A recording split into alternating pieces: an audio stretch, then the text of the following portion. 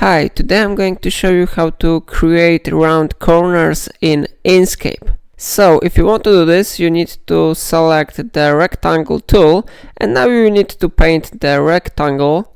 After that, you need to select this special option, node tool, just click it and go to the corner, yeah?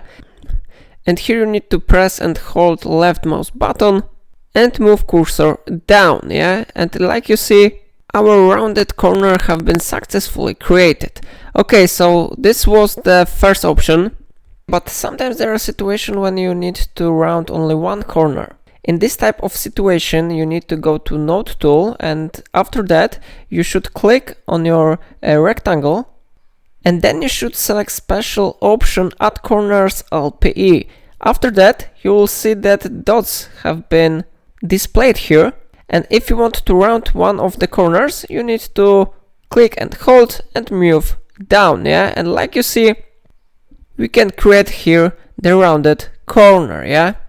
Okay, so that were my two methods. If I helped you, just click like under this video and do not forget to subscribe my channel. Thank you for watching my videos.